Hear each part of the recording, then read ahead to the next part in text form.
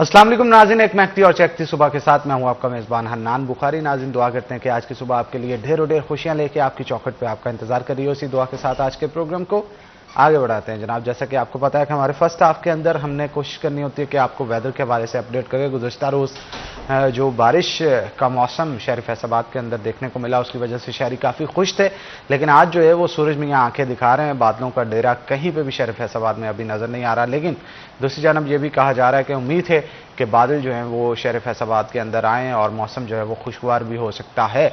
आइंदा 24 घंटों के लिए वेदर कैसा रहेगा, ये हमारे स्पेशल सेगमेंट में देखेंगे, टुडेज़ वेदर में।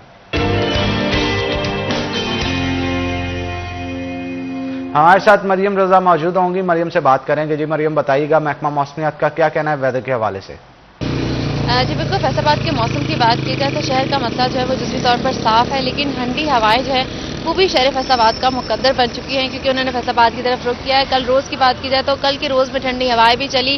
फैसलाबाद के मुख्तलिफ इलाकों के अंदर जो है वो बूंदाबांदी और कहीं तेज़ बारिश का सिलसिला जारी रहा, जिसकी वजह से फैसलाबाद का मौसम जो है वो तब्दील हुआ। अगर आज के मौसम की बात करें तो आज भी सूरज मियाँ की तपिश में जो है किसी हद तक कमी महसूस की गई। तो उसके साथ साथ गर्मी की जो शिद्दत थी उसमें भी कमी महसूस हुई है। दर्जा हरारत में जो है वो भी कमी वाक़ है। इसके अलावा बात करें तो महकमा मौसमियात के मुताबिक आज कम से कम दर्जा हरारत जो है वो 29 डिग्री सेंटीग्रेड रिकॉर्ड किया गया, जबकि दोपहर के वक्त में ज़्यादा से ज़्यादा 37 डिग्री रहने का इम्कान है। हवा में नमी का तनासुब 44% है, जबकि हवाएं जो है वो 2 किलोमीटर फी घंटा की रफ्तार से चल रही हैं। हवाएं चलने का सिलसिला जो है वो जारी है। तो उसके साथ साथ मौसम जो है वो कदरे बेहतर हुआ है, क्योंकि कल रोज़ के मौसम ने जो है फैसलाबाद के मौसम को जो है वो आज तब्दील कर दिया। तो शहर फैसलाबाद जो है इस मौसम से और गर्मी के मौसम से जो उनकी जान छुट चुकी है। इसके साथ बात करते हैं महकमा मौसमियात के मुताबिक आइंदा 24 घंटों के अंदर बारिश का कोई भी इम्कान नहीं, जबकि मौसम जो है इसी तरह से रहेगा। हल्की ठंडी हवाएं चलने का सिलसिला जो है वो जारी रहेगा। जी बहुत शुक्रिया मरियम, आप वेदर के हवाले से आगाह कर रही थी। आगे बढ़ते हैं नाजरीन, जैसा कि आपको पता है कि बजट जैसे ही आया उसके बाद बहुत सारे ताजर जो हैं वो कंसर्न्ड हैं बजट को लेके, और बजट के ऊपर बहस जो है वो रोज़ ब रोज़ बढ़ती चली जा रही है। कुछ लोगों की तरफ से इसे बेहतरीन और अवाम दोस्त बजट कहा जा रहा है, लेकिन कुछ जो ताजर हैं उनकी जान से कहा जा रहा है कि बेजा टैक्सेस की वजह से महंगाई की शरह में इजाफा होगा। शरह सूद की बात करें तो उसको भी लेके काफ़ी लोग जो है वो कंसर्न्ड है। बैंकिंग के हवाले से भी लोग ये कहते हैं कि अब बैंक से अगर लोन लेना होगा तो उसकी मद में बहुत सारा पैसा सूद की सूरत में जो है उनको रिटर्न करना होगा, जो कि काफ़ी मुश्किलात पैदा कर सकती हैं। कुछ लोग ऐसे होते हैं जो कि ये सोचते हैं कि बैंक से लोन लेके कारोबार किया जा सकता है, बैंक से लोन लेके गाड़ी जो है वो ली जा सकती है, लेकिन इंटरेस्ट फ्री होने के बजाय अब इंटरेस्ट इस कदर ज़्यादा देना पड़ेगा, जिससे मेरा ख्याल है कि एक बार आंखों के आगे अंधेरा बहुत सारे लोगों के आ जाएगा जो ये सोचेंगे कि बैंक से अब जो है वो पैसे लोन पे लेने हैं। तो आज इसी मौजू पे गुफ्तगू करने के लिए हमने नईम कासिम गिल साहब को दावत दे रखी है, जो कि मेंबर फैसलाबाद टैक्स बार हैं। आपको वेलकम करते हैं जी शो के अंदर। किस तरह से देखते हैं कि जो टैक्स रिटर्न्स जमा करवा रहे हैं बहुत सारे लोग अपने, इसमें दिन ब दिन इजाफा हो रहा है, टैक्स नेट में लोग मजीद आ रहे हैं, या फिर जो पुराना सिस्टम है वही चलता चला जा रहा है, जो रेशियो है इसके बढ़ने की उस हिसाब से चीज़ें बढ़ेंगी? बिस्मिल्लाहिर्रहमानिर्रहीम। सबसे पहले मैं शुक्रिया अदा करता हूँ सिटी 41 का कि उन्होंने बजट के हवाले से मुझे मदऊ किया, जो कि बड़ा हॉट टॉपिक है और करंट सिचुएशन में बजट के ऊपर बात करना बहुत ज़रूरी है, ताकि अवाम के अंदर इसकी आगाही पैदा हो और जो हमारी गवर्नमेंट है उसके हवाले से पता चल सके कि वो हमारे लिए क्या आने वाले दिनों में क्या हमारे ऊपर मेयर्स ले रही हैं। तो जिस तरह आपने बात की कि फाइलर्स जो रिटर्न्स के हवाले से, तो पिछले सालों की तरह इस साल में भी टैक्स नेट बढ़ाने के ऊपर फोकस किया गया है। जिस तरह के एक बहुत मेजर चेंजेस लाई गई है, जिसमें कैश विड्रॉल के ऊपर नॉन फाइलर के ऊपर टैक्स लगाया है। ये इसी वजह से है कि आपका जो टैक्स रेवेन्यू है वो बढ़े, और फाइलर्स की तादाद जो है वो बढ़ाने के लिए ये बहुत अहम और एहसन जो है वो अमेंडमेंट है। तो बजट के हवाले से 3-4 जो मेन टैक्स नेट बढ़ाने के लिए चेंजेस की गई, मैं उसके हवाले से बात करता हूँ। सबसे पहले जो ये कैश विड्रॉल का बता दिया मैंने, इसके अलावा जो आईटी सेक्टर है उसको जो है वो टैक्स नेट में लाने के लिए कुछ रिलीफ दिया गया है। इसी तरह जो स्मॉल मीडियम इंटरप्राइजेज कंपनीज़ हैं, जिसमें जिनका टर्नओवर 250 बिलियन से 800 बिलियन कर दिया गया, ताकि ज़्यादा से ज़्यादा लोग एसएमई से जो है वो फ़ायदा उठा सकें। तो इसी तरह टैक्स नेट बढ़ाना ये मुल्क की ज़रूरत भी है, ताकि जो मुल्क का जो टैक्स के रेवेन्यू है वो ज़्यादा से ज़्यादा लोगों के ऊपर डिवाइड किया जा सके, और जो ऑलरेडी लोग टैक्स दे रहे हैं टैक्स नेट में हैं, मैं समझता हूँ उनके लिए ये एक अच्छी نوید ہے آنے والے دنوں میں کہ ٹیکس نیٹ جس طرح بڑھے گا تو اسی طرح ٹیکس کی کلیکشن بڑھے گی اور جو ایگزسٹنگ ٹیکس پیئرز ہیں ان کے اوپر بوجھ کم ہوگا. بالکل ٹھیک کہا آپ نے. آپ کو کیا لگتا ہے کہ جو ایگزسٹنگ ٹیکس پیئرز ہیں ان کے اوپر ہمیشہ سے ان کا یہ گلہ رہتا ہے کہ یار ہمارے اوپر ٹیکس کے بوچھار کر دی جاتی ہے اور ہم سے کوشش کی جاتی ہے کہ ہر سال ریونیو جو جنریٹ کرنے کے ٹارگٹس ہوتے ہیں انہیں سے اچیو کرنے ہوتے ہیں اور نئے بندے ٹیکس میں آ نہیں رہے اور دیکھا جائے تو اس کی وجہ سے ان کو کافی مشکلات کا سامنا کرنا پڑا ہے. آپ کیا کہیں گے اس حوالے سے؟ اس حوالے سے میرا جو پوائنٹ آف ویو ہے وہ یہ ہے کہ اگر آپ پورے ورلڈ کو دکھیں تو وہاں پہ نان فائلرز کا کوئی کیٹیگری نہیں ہے. پاکستان واحد ملک ہے جہاں پہ نان فائلرز کی کیٹیگری اور زیادہ ٹیکس نان فائلر سے کلیکٹ کیا جاتا ہے. وہ اس شکل میں کیونکہ نان فائلرز کے ریٹ بڑھ جاتے ہیں اور فائلر کے ریٹ کم ہو جاتے ہیں جس وجہ سے نان ٹیکس ریونیو جو ہے وہ زیادہ کلیکٹ ہوتا ہے, نان فائلر سے ٹیکس کلیکٹ کیا جاتا ہے. تو گورنمنٹ یہ سوچتی ہے کہ جو ایگزسٹنگ ٹیکس پیئر جو ہیں وہ ان کے اوپر تو بوجھ بڑھے گا ہی, لیکن جو نان فائلرز ہیں ان کے اوپر بھی بوجھ بڑھایا جاتا ہے تاکہ وہ ٹیکس نیٹ میں آئیں. تو جو نان فائلرز جو ہیں ان کا تو اس حوالے سے ابھی اس بجٹ کے اندر کافی ساری ریلیفs دیے گئے ہیں. میں سمجھتا ہوں کہ جو ٹیکس کے ریٹس ہیں فائلر جو ہیں ان کے لیے ڈکریز کیے گئے ہیں تاکہ ان کے اوپر بوجھ کم کیا جا سکے. بالکل ٹھیک کہا آپ نے. اچھا بتائیے گا آپ کی نظر میں یہ بجٹ کس طرح سے آپ دیکھتے ہیں کہ عوام دوست ہے, تاجر دوست ہے, یا پھر یہ گورنمنٹ کی طرف سے جو بجٹ بنایا گیا یہ مناسب نہیں؟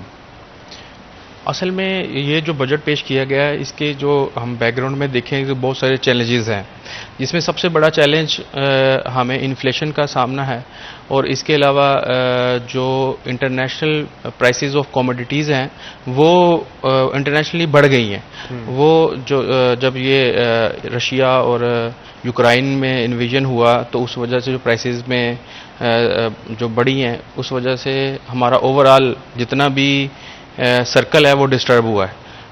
جہاں پر آپ ورلڈ وائڈ اگر آپ دیکھیں تو یہ بجٹ کے سامنے اوور آل اگر ہم دیکھیں تو 1420 بلین جو ہے وہ ہمارا ایکسپینڈیچر ہے اور جو ہم نے اس میں سے ریونیو کلیکٹ کرنا ہے وہ تقریباً ہے آپ سمجھ لیں 6800 بلین. تو جو کرنٹ اکاؤنٹ ڈیفیسٹ ہے اس کے اندر وہ تقریباً 7500 بلین کا ہے جو کہ لون کی شکل میں بینک سے لیا جائے گا. اوور آل اگر دیکھا جائے تو گورنمنٹ نے بہت ہی ایک فگرز کے اوپر مبنی بجٹ ہے, لیکن اس کے اندر کوئی میں سمجھتا ہوں جان نہیں ہے. یہ 3-4 ماہ میں اس کی اصلیت تو آپ کے سب کے سامنے آ جائے گی کیونکہ یہ ساری فگرز جو ہیں ان کو ڈپلیکیٹ کیا ہوا ہے جس وجہ سے یہ سارے کا سارا بجٹ جو ہے وہ عوام کے لیے پیش کیا گیا ہے. اس کے اندر جو ایک سب سے اہم اور امپورٹنٹ جو چینجز لائی گئی ہے میں سمجھتا ہوں اس کو عوام کو ویلکم کرنا چاہیے کہ جو ہماری سیلریز ہیں وہ بڑھائی گئی ہیں گورنمنٹ سیکٹر میں. فرسٹ گریڈ سے 16 گریڈ تک 35% بڑھائی گئی ہیں اور 16 گریڈ سے 35% بڑھائی گئی ہیں. تو یہ میں سمجھتا ہوں کہ تقریباً 1.5 کروڑ لوگوں کے لیے تو بہت اچھا بجٹ ہوگا. لیکن جو اس کے علاوہ جو باقی لوگ ہیں جو عام پبلک ہے, پرائیویٹ لوگ ہیں, ان کے لیے منیمم ویج 32,000 جو ہے وہ کی گئی ہے جو کہ بہت کم ہے. میں سمجھتا ہوں اس انفلیشن کے دور میں وہ جو سیلری ہے وہ بڑھانی چاہیے, منیمم 50,000 ہونی چاہیے تاکہ اور اس کی امپلیمنٹیشن بھی ہونی چاہیے تاکہ اس مہنگائی سے وہ اپنے جو اخراجات ہیں وہ پورے کر سکیں. بالکل ٹھیک کہا آپ نے. جہاں پہ غریب کی 32,000 روپیہ سیلری جو ہے وہ طے کی گئی ہے تو آپ کو نہیں لگتا کہ اس مہنگائی کے دور میں اس کو مینج کرنا مشکل ہو جائے گا؟ ڈیفینیٹلی میں نے یہی عرض کیا کہ یہ تقریباً 50,000 کم سے کم ہونی چاہیے کیونکہ اگر آپ انفلیشن دیکھیں تو وہ 12% سے 38% تک گئی ہے یہ پچھلے ایک سال میں. جو 12% اور 38% کا اگر آپ ڈفرینس دیکھیں تو تقریباً جو ان کی سیلری ہے وہ تو ساری ایکسپینسز میں یوز ہو جاتی ہے, بلکہ جو عام آدمی ہے غریب ہے اس کے لیے تو بڑی مشکلات ہیں آنے والے دنوں میں. اس بجٹ کے اندر جو روزمرہ کی چیزیں یوز ہونے والی ہیں اس کے اوپر ٹیکس کا کوئی کسی قسم کا کوئی ریلیف میسر نہیں دیا گیا عوام کو. جس طرح کھانے پینے والی چیزیں ہیں, آئل ہے اور اس کے علاوہ شوگر ہے, جو ٹی ہے, اس طرح جو چیزیں ہیں جو ہم روزمرہ یوز کرتے ہیں اس کی جو پرائسز ہیں وہ آنے والے دنوں میں بڑھتی نظر آئیں گی. بالکل. اور ان پرائسز کی وجہ سے پھر عام آدمی کی زندگی پہ بھی کافی افیکٹ جو ہے وہ پڑتا ہوا دکھائی دے گا ہمیں. اب آپ کو نہیں لگتا کہ ہماری ملک کی آبادی 52% جو ہے وہ خواتین کے اوپر ڈیپینڈ کرتی ہے؟ خواتین کو بھی باہر نکل کے اب شانہ بشانہ مردوں کے کام کرنا چاہیے اور فیلڈ کے اندر آنا چاہیے. ہم ایک بڑی ورک فورس ہے جو کہ اپنے گھروں پہ بٹھا کے رکھتے ہیں. یہ بہت ضروری ہے اور آپ نے بڑا اچھا یہ کوشچن کیا ہے. میں سمجھتا ہوں کہ جو ہماری وومن پاور ہے اس کو یوز کرنا چاہیے اور اس کے لیے اس بجٹ کے اندر وومن پاور کے لیے کسی قسم کا کوئی بجٹ نہیں رکھا گیا، جو کہ میں سمجھتا ہوں کہ یہ بہت بڑی ایک ناانصافی ہے. اور کیونکہ ملکی جدوجہد میں جو وومن پاور ہے اس کو یوٹیلائز کرنا اور ان کو اپرچونٹیز دینا یہ بہت ضروری ہیں، کیونکہ ہماری جو اوورآل پاپولیشن ہے اس میں زیادہ تر عورتیں شامل ہیں اور وومن کو کے حوالے سے وومن انٹرنشپ جو ہے ان کا کسی قسم کا کوئی بجٹ نہیں رکھا گیا. تو میں یہ آپ کے پروگرام کی سطح سے ریکویسٹ کروں گا گورنمنٹ سے کہ وہ وومن پاورمنٹ کے حوالے سے بجٹ کے اندر کوئی نہ کوئی اماؤنٹ جو ہے وہ رکھیں، تاکہ ان کی ٹریننگ اور پریکٹیکلی ان کو بزنس کے اندر تاکہ موقع مل سکے کہ وہ بھی مردوں کے شانہ بشانہ جو ہے وہ اپنے کام کو جاری رکھ سکے. بالکل ٹھیک کہا آپ نے. مجھے یہ بتائیے گا کہ جو ایک شخص ہے جو فائلر بننا چاہتا ہے، کیا اس کو فائلر بننے کے لیے اور گوشوار جمع کروانے کے لیے ایک وکیل کی لازمی طور پہ ضرورت ہے، یا یہ کام وہ خود بھی کر سکتا ہے؟ یہ بڑا ہی $1 ملین کویشچن ہے اور میں سمجھتا ہوں کہ اس کے لیے آگاہی بہت ضروری ہے. اگر آپ ورلڈ وائڈ دیکھیں تو ان کا جو ٹیکس کا نظام ہے وہ بڑا سمپل ہے اور فکس ٹیکس رجیم کی طرف سارے کا سارا فوکس ہے. لیکن انفارچونیٹلی پاکستان کے اندر جو ٹیکس کا سسٹم ہے اور ٹیکس لاز ہیں وہ بہت کمپلیکیٹڈ ہیں. جو عام آدمی جو ہے، عام پرسن جو ہے، وہ اگر ٹیکس نیٹ میں آنا بھی چاہتا ہے تو اس کو چیزوں کی سمجھ نہیں ہے کہ وہ کس طرح ٹیکس نیٹ میں آئے اور اپنے آپ کو جو ہے وہ فائلر شو کرائے. تو میں سمجھتا ہوں ایک وکیل کی اس کو ضرورت پڑے گی، اور وہ بغیر وکیل کے اگر وہ اپنی ٹیکس ریٹرن فائل کرے گا یا رجسٹر ہوگا تو اس کے لیے پھر جو ڈپارٹمنٹ ہے وہ کافی ساری کمپلیکیشنز کھڑی کر سکتا ہے، کیونکہ ڈپارٹمنٹ نے دیکھنا ہے income tax ordinance, sales tax act, اس کے مطابق اگر کمپلائنس ہوئی ہے تو پھر وہ اس کو ایکسیپٹ کرتے ہیں، ادروائز پینلٹیز کی صورت میں اور آڈٹ کی صورت میں جو ہے وہ ٹیکس پیئر کو اس کا سامنا کرنا پڑتا ہے. وکیل کس چیز کو دیکھتے ہوئے ٹیکس پیئر سے فیس چارج کرتا ہے اور کتنی کرتا ہے؟ کیا سب کے لیے ایک ہی فیس ہوتی ہے یا پھر جو جتنے پیسے والا ہوتا ہے اس کی فیس بھی اتنی ہوتی ہے؟ یہ بیسیکلی ڈیپینڈ کرتا ہے کہ جو آپ کی ٹیکس ریٹرن فائل کرنی ہے اس میں وہ کتنی کمپلیکیٹڈ ہے اور اس کے حوالے سے اس کے کتنے کے معاملات ہیں، بینک سٹیٹمنٹ میں کتنی کیا ٹرانزیکشن ہے، کس قسم کی ٹرانزیکشن ہے. تو بیسیکلی ریٹرن فائل کرنا ایک بہت بڑی ایک آرٹ ہے اور اس کے پیچھے ایک بنڈل آف نالج چاہیے، بکس کا نالج چاہیے، تاکہ آپ جو آپ کا ٹیکس پیئر ہے اس کو فیسیلیٹیٹ کر سکیں. تو جو وکیل ہے اس کا جو میں سمجھتا ہوں کہ اس کا کام ہی اسٹڈی کرنا اور لوگوں کی ویلفیئر ہے. اچھا، ویلفیئر کے ساتھ ساتھ جو فیس کے حوالے سے آپ نے بات کی، تو میں سمجھتا ہوں کہ جو ٹیکس پیئر ہے اس کو جو ٹیکس کا وکیل ہے وہ سٹارٹ سے ہی اس کو بینیفٹ دینا شروع کر دیتا ہے in shape of knowledge, in shape of money. وہ اپنا جو نالج ہے اس کو منی میں ٹرانسفر کر رہا ہوتا ہے. ایک میں آپ کو ایگزامپل دیتا ہوں کہ اگر آپ نے کوئی پراپرٹی خریدنی ہے، اس کے اوپر فائلر اور نان فائلر کے حوالے سے ٹیکس ہے. فائلر کا جو ریٹ ہے وہ 2% ہے، نان فائلر کا ریٹ 7% ہے. اچھا، اب جب آپ وکیل کے پاس جاتے ہیں، آپ دیکھیں کہ 2% کے حساب سے اگر آپ کی اماؤنٹ 25,000 بنتی ہے تو 7% کے حساب سے وہی آپ کی اماؤنٹ 5 گنا زیادہ بنے گی، جو کہ لاکھ سوا لاکھ تک جاتی ہے. جب آپ وکیل کے پاس آتے ہیں تو وہ آپ کو ٹیکس نیٹ میں شامل کرتا ہے اور وہ آپ کو فائلر کر دیتا ہے. تو آپ کا تقریباً 75,000 80,000 فوری طور پہ بچ جاتا ہے.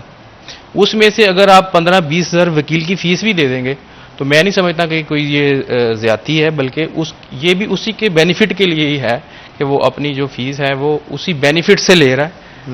یعنی اس میں گیو اینڈ ٹیک کی پالیسی ٹیکس کے جو ایڈوکیٹس ہیں ان کے حوالے سے ہے.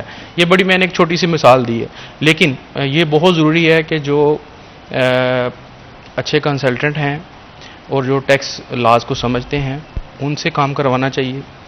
جو ٹیکس کو نہیں سمجھتے ان سے آپ فائلر نہیں بننا چاہیے, رجسٹر نہیں ہونا چاہیے. کیونکہ وہ آپ کو پھر ٹیکس نوٹسز اور آڈٹس کا سامنا کرنا پڑے گا. تب آپ سمجھیں گے کہ یار وکیل نے میرے سے فیس بھی لی ہے اور مجھے اس جنجل میں ڈال دیا ہے کہ میرے جو ہیں وہ معاملات سارے کے سارے جو ہیں وہ الٹ پلٹ ہو گئے اور ڈپارٹمنٹ میرے پیچھے لگ گیا. ہوتا یہ ہے کہ جب بھی ہم کوئی کام کرتے ہیں, اسکول میں ایڈمیشن لینا ہو یا آپ نے ڈرائیونگ سیکھنی ہو یا روزمرہ معاملات میں کوئی بھی کسی قسم کا آپ نے کوئی کام کرنا ہو, تو آپ کوشش کرتے ہیں کہ اچھے سے اچھے, اگر سوٹ بھی سلوانا ہو تو اچھے کسی درزی کے پاس جانا پڑتا ہے. اسی طرح میں سمجھتا ہوں کہ اگر آپ نے ٹیکس نیٹ میں آنا ہے اور آپ نے اس فیلڈ کے اندر اپنے آپ کو رجسٹر کرانا ہے تو آپ اس کے اندر بھی ریسرچ کریں. اور جو ٹیکس کو سمجھتے ہیں اور ان کا کام ہی ٹیکس کے حوالے سے ہے, اگر آپ ان کے پاس جائیں گے تو ون ٹائم فیس دینی پڑے گی اور آپ کا لانگ ٹرم بینیفٹ ہے. اگر آپ ایک اس وکیل کے پاس جائیں گے کہ جو ٹیکس لاز کو نہیں سمجھتا لیکن انیشلی فائلر کے حوالے سے اس کو انفارمیشن ہے, تو میں سمجھتا ہوں کہ وقتی طور پہ آپ کو بینیفٹ ہوگا لیکن لانگ ٹرم آپ کا وہ نقصان کر جائے گا. بالکل ٹھیک کہا آپ نے. ایک ویسے اندازے کے مطابق کیا فیس چارج کرتے ہیں آپ, مطلب جنرلی اوور آل اگر وکیل دیکھا جائے, ایک تنخواہ دار طبقے سے اور ایک بزنس کمیونٹی سے کیا فی چارج کرتے ہیں, تاکہ لوگوں کو ذرا یہ بھی ہوتا ہے نا ڈر خوف کہ یار ہم فائلر بنیں گے, وکیل کو بھی فیس دینے پڑے گی, یہ بھی کرنا پڑے گا, وہ بھی کرنا پڑے گا, ان کو تھوڑا آئیڈیا ہو جائے. تاکہ اصل میں اگر آپ اس لائن پہ آئیں گے تو ڈپارٹمنٹ نے خود ایک فری سروس جو ہے وہ انٹروڈیوس کروائی ہوئی ہے. ڈپارٹمنٹ کے اندر ہی جو محکمے کے لوگ ہیں وہ under the shelter of FBR, جو کہ ایک سرکولر ہے اس کے مطابق وہ انلیگل بھی ہے لیکن لوگوں کو فیسیلیٹیٹ کرنے کے لیے ایک شیلٹر رکھا ہوا ہے اسپیشلی سیلریڈ کلاس کو, کہ وہ FBR کے ڈپارٹمنٹ میں جائیں, وہاں پہ جا کے اپنی free of cost return file کروا سکتے ہیں. لیکن جو بزنس مین ہے اور جن کی ملینز کی ٹرانزیکشنز ہیں اور جو بینک سٹیٹمنٹس والا ہے, تو فیس اس طرح بتائی نہیں جا سکتی, کیس ٹو کیس ڈیپینڈ کرتی ہے. آپ بالکل ٹھیک کہہ رہے ہیں. اچھا مجھے یہ بتائیے گا کہ جو بجٹ میں ٹیکس کلیکشن کے, ریونیو کلیکشن کے اہداف ہیں, اس کے حوالے سے آپ کیا کہیں گے؟ کہا تو یہ جاتا ہے اتنے ارب روپے اکٹھا کیا جائے گا, یہ کیا جائے گا, وہ کیا جائے گا, لیکن اگر گزشتہ سال میں دیکھیں تو کیا یہ اہداف پورے کیے گئے؟ اور اگر نہیں کیے گئے تو اس سال بھی پھر ممکن جو ہے وہ نہیں ہوتا ہوا دکھائی دے رہا ہے. بنیادی طور پہ دو طرح کے ٹیکسز ہیں, انڈائریکٹ ٹیکسز اور ڈائریکٹ ٹیکسز. جو ڈائریکٹ ٹیکسز ہیں ان سے جو ہے وہ انکم ٹیکس کی صورت میں ٹیکس کلیکٹ کیا جاتا ہے, اور جو انڈائریکٹ ٹیکس ہے وہ جو ہے وہ سیلز ٹیکس کی صورت میں کلیکٹ کیا جاتا ہے. تو میں یہ سمجھتا ہوں کہ ابھی جو اس بجٹ کے اندر زیادہ فوکس انڈائریکٹ ٹیکسیشن کے اوپر ہے, جو کہ ڈائریکٹلی کنزیومر کے اوپر شفٹ ہوتا ہے. ڈے ٹو ڈے جو چیزیں آپ یوز کر رہے ہیں اس کے اوپر ٹیکسیشن ہے. اور ریلیف میئر میں اگر آپ دیکھیں تو اوور آل جو IT سیکٹر ہے اس کو ریلیف دیا گیا ہے. IT سیکٹر سے آپ اپنا جو فورن ریمیٹنس ہے وہ کلیکٹ کریں گے, جس سے آپ کے ٹارگٹس جو ہیں وہ جو ریزروز کی صورت میں وہ میٹ کیے جا سکتے ہیں, جو کہ بڑا اچھا. اس پہ مزید بھی گفتگو کریں گے لیکن چھوٹی سی بریک کے بعد. بریک لیں گے ناظرین, بریک کے بعد دوبارہ حاضر ہوتے ہیں. آپ نے کہیں نہیں جانا, ہمارے ساتھ ہیں.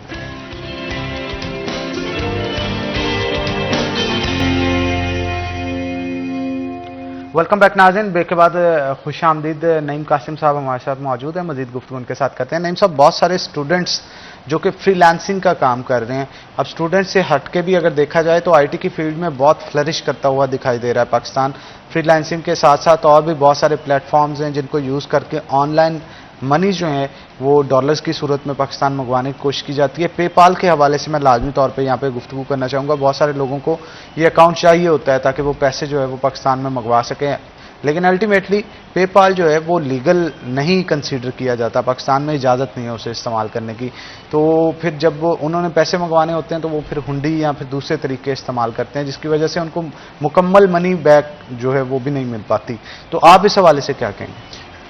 یہ بہت ہی اچھا کوشچن ہے, اور میں سمجھتا ہوں کہ یہ وقت کی ضرورت کے ساتھ ساتھ بجٹ میں اس کے حوالے سے ضرور کوئی امینڈمنٹ لانی چاہیے. جس طرح انٹرنیشنل لیول کے اوپر الاؤ ہے, آپ نے پیونیئر جو ہے وہ الاؤ کیا ہوا ہے, تو پے پال کو الاؤ کرنا کوئی مشکل نہیں ہے. اس کے جو پریونٹیو میئرز ہیں وہ ضرور رکھیں, لیکن جو فری لانسرز ہیں وہ فورن ریمیٹنس کی صورت میں جو ہمارے فورن ریزروز ہیں ان کو بڑھانے کے لیے آپ کے مدد کریں گے. تو پے پال بہت ضروری ہے کہ اس کو جو ہے وہ لیگلائز کیا جائے اور اس کو پاکستان کے اندر اجازت دی جائے کہ اس کے تھرو جو پیمنٹس ہیں وہ بیسیکلی یہ ایک منی ایکسچینج ہے جس کے تھرو ریمیٹنس جو ہے وہ پاکستان کے اندر آئیں گی. تو فری لانسرز کا یہ بہت بڑا ایک شکوہ بھی ہے گورنمنٹ کے ساتھ, اور گورنمنٹ کو بھی چاہیے کہ اس کے اوپر ضرور کوئی امینڈمنٹ لائیں اور پریونٹیو میئرز لینے کے بعد اس کو الاؤ کریں, تاکہ جو اس صورت میں جو ریزروز پاکستان میں آنا چاہ رہا ہے وہ سٹک ہوا ہے وہ پاکستان میں آئے, جو کہ انلیگل چینل کے تھرو پیسے جو ہیں پاکستان میں آ رہے ہیں. اسٹیٹ بینک کو بھی چاہیے کہ اس کے اوپر بیٹھ کے کوئی میٹنگ کریں اور اس حوالے سے جو عوام کی فری لانسرز کے جو مشکلات ہیں اس کو دور کرے. بالکل ٹھیک کہا آپ نے. میرا خیال ایک بڑا ریونیو ہے جو پاکستان جنریٹ کر سکتا ہے.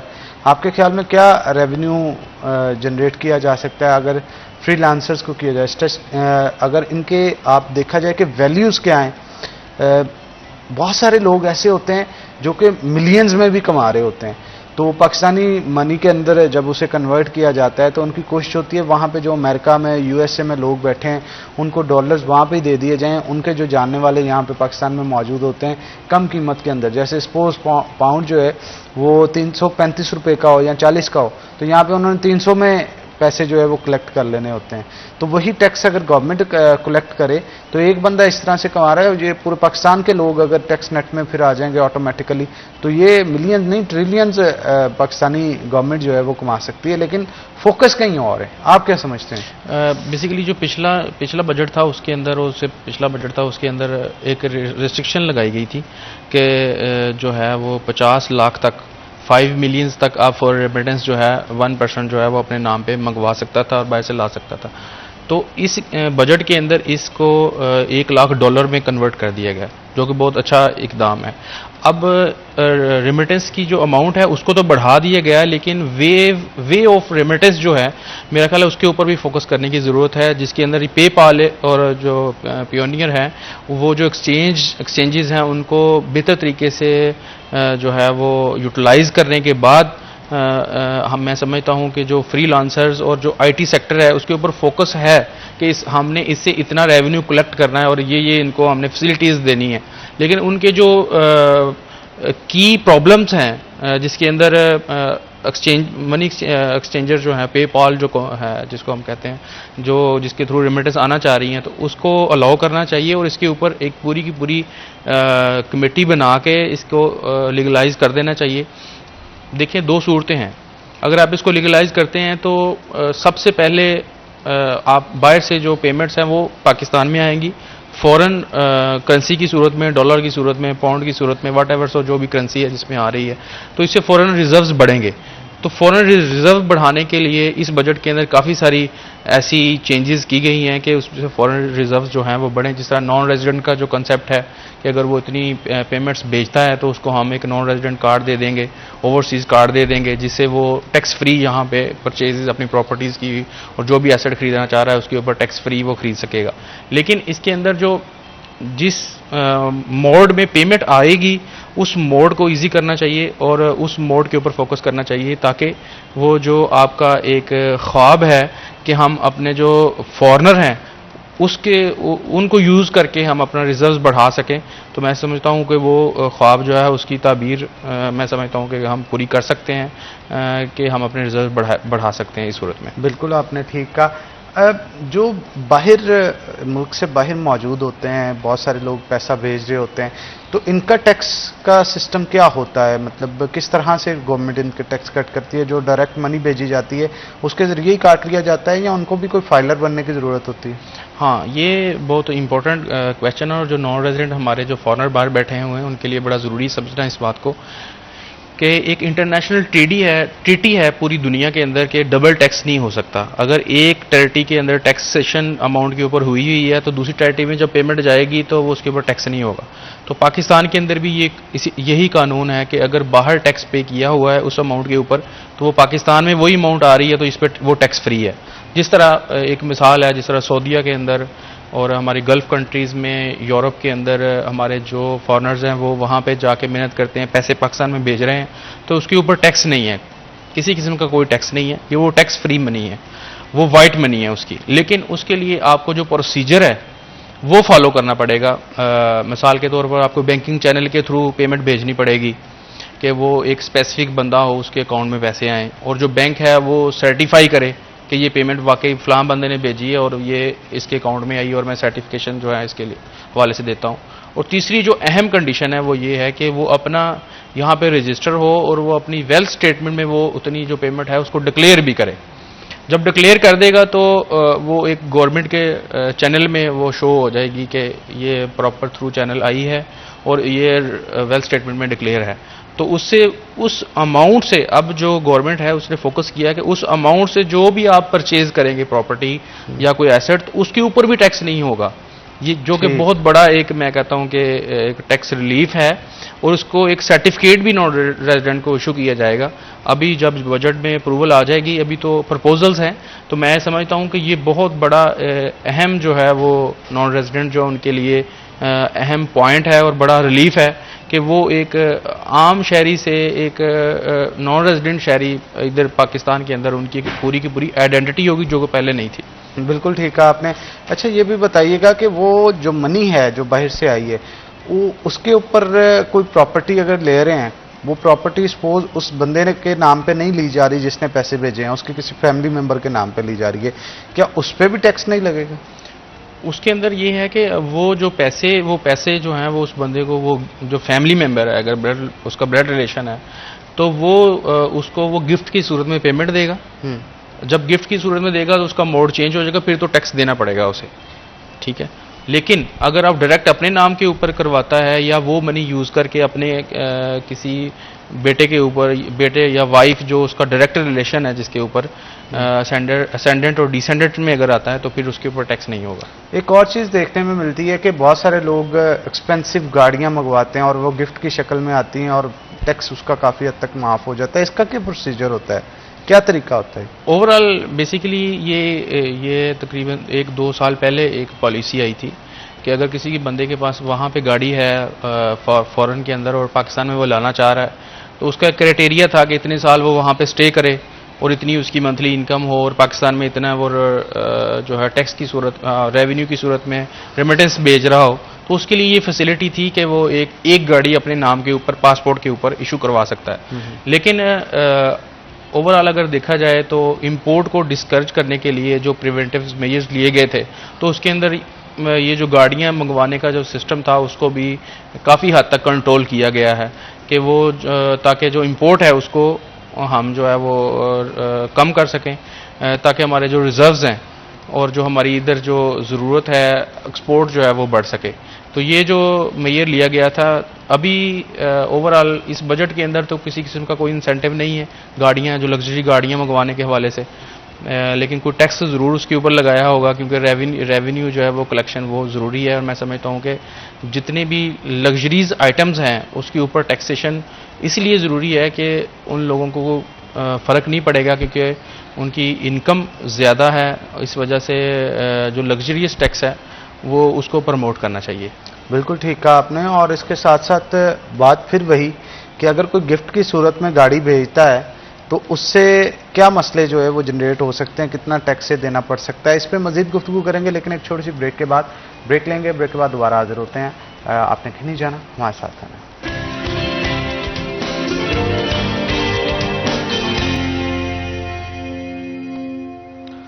ویلکم بیک ناظرین. بریک کے بعد خوش آمدید. ہمارے رپورٹر عمیر عظمت نے ہمیں جوائن کیا ہے تو ویلکم کرتے ہیں عمیر آپ کو. Thank you. عمیر بتائیے گا بجٹ کی جو صورتحال ہے اس پہ آپ کے کیا سبمیشنز ہیں اور کیا تحفظات ہیں؟ بجٹ عوام دوست ہے یا نہیں؟ حنان دیکھیں یہ ایک لمبی ڈیبیٹ ہے ہمارے پاس کیونکہ وقت شارٹ ہے. 2 پوائنٹس پہ میں صرف اس وقت بات کروں گا اور وہ دونوں پازیٹیو پوائنٹس ہیں اس بجٹ میں جو رکھے گئے ہیں. ایک جو پاکستان میں اس وقت غیر ملکی کرنسی بالخصوص ڈالر کا جو بحران چل رہا ہے اس کو کنٹرول کرنے کے لیے، اس پر قابو پانے کے لیے حکومت کی جانب سے 2 اقدام اٹھائے گئے ہیں. مثال کے طور پر اگر کوئی بھی پاکستانی وہ بیرون ملک کاروبار کے سلسلے میں، نوکری کے سلسلے میں مقیم ہے تو وہ آپ کو ترسیلات زر بھجواتا ہے اپنے پیاروں کو ادھر، تو اس کے لیے اگر وہ سالانہ $1,00,000 یا اس کے مساوی رقم پاکستان بھجوائے گا تو اس کو انکم ٹیکس سے مستثنا قرار دیا جائے گا. مثال کے طور پہ لگ بھگ 3 کروڑ روپے کے راؤنڈ اباؤٹ وہ رقم بنتی ہے، جو کہ اس سے پہلے 50 لاکھ روپے تھی. تو 2018 سے پہلے بھی یہی پالیسی تھی، مگر جب پھر پی ٹی آئی گورنمنٹ برسد اقتدار آئی تو ان کی جانب سے اس میں تبدیلی کی گئی تھی اور اس رقم کو محدود کر دیا گیا تھا. اور لیکن اب ایک بار پھر وہ 2018 والی اماؤنٹ جو ہے وہ نون لیگ یا پی ڈی ایم حکومت کی جانب سے وہ بحال کر دی گئی ہے. تاہم اس حوالے سے کہا جا رہا ہے کہ شاید کچھ عالمی اداروں کو اس پہ تحفظات ہوں، لیکن میں سمجھتا ہوں کہ اوور آل یہ ایک اچھا سٹیپ ہے، بشرطے کہ اگر آپ انٹر بینک اور اوپن مارکیٹ کا جو ڈفرنس ہے ریٹس کا بہت زیادہ غیر معمولی ڈفرنس ہے اس کو کنٹرول کرنے میں کامیاب ہو جاتے ہیں. اگر معمول کا ڈفرنس رہتا ہے اور اس کے بعد آپ یہ ساتھ میں اسکیم دیتے تو میں سمجھتا ہوں کہ آئندہ مالی سال کے دوران ریکارڈ فارن ریمیٹنسز جو ہیں وہ پاکستان میں آئیں گے. ایک پوائنٹ. دوسرا پوائنٹ جو ہے وہ آئی ٹی انڈسٹری کے لیے ہے. اس میں بھی دو چیزیں ہیں. ایک تو وہ لوگ جو انفارمیشن ٹیکنالوجی سے کاروبار سے وابستہ ہے، بالخصوص جو فری لانسرز آج کل پاکستان میں، چونکہ یوتھ کی ایک ہیوج تعداد جو ہے وہ موجود ہے اور پاکستان فری لانسرز کی ایک بڑی مارکیٹ ہے اور بڑی تعداد میں لوگ جو ہیں وہ تیزی کے ساتھ اس کام کی طرف آ بھی رہے ہیں. تو ان کو بھی اس حوالے سے فیسیلیٹیٹ کیا جائے گا کہ اگر وہ سالانہ $24,000 تک کا بزنس کریں گے، یعنی کہ وہ ارن کریں گے، غیر ملکی لوگوں کو اپنی سروسز پرووائڈ کریں گے اور باہر سے وہ $24,000 جو اینول ہے وہ پاکستان لے کر آئیں گے، تو ان پہ بھی ان کو انکم ٹیکس سے مستثنا قرار دیا جائے گا اور وہ اپنی ٹیکس رجسٹریشن میں بھی ان کو چھوٹ ہو سکے گی. اس کے بھی دو پازیٹیو پہلو ہیں. ایک تو وہ لوگ جو کہ فری لانسنگ کے کاروبار کام میں آنا چاہتے ہیں ان کی حوصلہ افزائی ہوگی. دوسرا باہر سے پھر وہ ڈالرز جو ہے وہ پاکستان آئیں گے اور ہمارے ملک میں چونکہ ہمارے پاس ڈالرز کی عمومی طور پر شارٹیج رہتی ہے، جس کی وجہ یہ ہے کہ ہماری آمدن ڈالرز کے حوالے سے اتنی زیادہ نہیں ہے، ہماری ایکسپورٹس اتنی زیادہ نہیں ہے، جبکہ اس کے مقابلے میں ہماری امپورٹس جو ہیں وہ بہت زیادہ ہیں، جس کی وجہ یہ ہے کہ ہم نے پیٹرولیم مصنوعات خریدنا ہوتی ہیں. ہماری اماؤنٹ کا ایک بہت بڑا حصہ $18 سے $20 بلین جو ہے وہ جسٹ فیول کو امپورٹ کرنے پہ صرف ہو جاتا ہے. اسی طرح دیگر ایڈیبل آئٹمز ہیں وہ بھی ہم نے کافی زیادہ باہر سے دالیں امپورٹس کرنا ہوتی ہیں. پام آئل ہے، اس کی بد میں بھی پاکستان کا زر مبادلہ ایک کثیر مقدار میں جو ہے وہ ان چیزوں پہ خرچ ہو جاتا ہے، لیکن اس کے مقابلے میں اگر ہم اپنی ایکسپورٹس کو دیکھیں تو وہ دیکھیں $23-24 بلین پہ. اگر اس کے بعد ہم فورن ریمیٹنسز کو بھی لے آئیں تو وہ بھی میکسیمم 25 to 30 بلین کے راؤنڈ اباؤٹ ہوتی ہے. تو اس کے مقابلے میں ہمارے جو اخراجات ہیں وہ $75 to 80 بلین پہ چلے جاتے ہیں. تو وہ جو ہمارا درمیان والا خسارہ ہے اس کو پورا کرنے کے لیے اس طرح کے اقدامات اچھے ہیں کہ اگر ہم آئی ٹی انڈسٹری کو ترویج دیتے ہیں، ہم لوگوں کو صرف راغب کرتے ہیں. ایک دوسری چیز جس سے میرا اس بجٹ پہ جو تھا اختلاف تھا کہ آپ سبسڈیز کی مد میں، آپ بے نظیر انکم سپورٹ پروگرام کی مد میں، گو کہ میں اس کا مخالف نہیں ہوں، اگر اتنی بڑی رقم دے سکتے ہیں، 400 ارب تک دے سکتے ہیں، تو لوگوں کو سکلز ہنرمند بنانے کے لیے، لوگوں کی تعلیم کے لیے بھی گو کہ اب وہ صوبوں کی ذمہ داری ہے 18ویں ترمیم کے بعد سے بھی.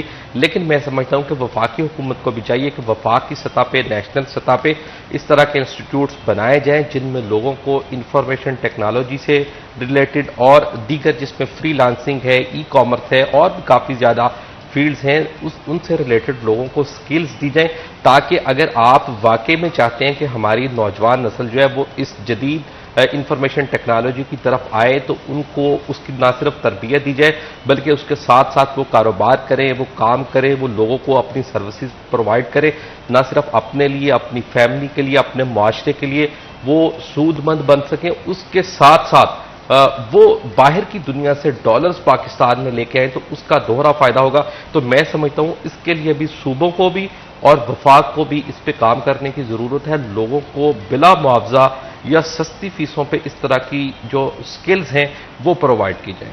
بالکل ٹھیک کہا آپ نے.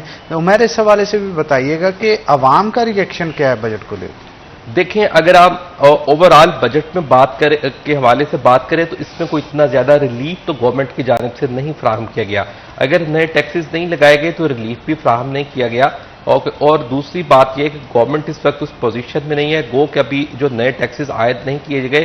یہ بھی کہا جا رہا ہے کہ یہ الیکشن ایئر کا بجٹ ہے کیونکہ گورنمنٹ کی جو مقررہ آئینی مدت ہے وہ آئندہ چند مہینوں میں پوری ہونے جا رہی ہے اور پھر اس کی بعد جو ہے وہ جنرل الیکشنز کی طرف جانا ہے.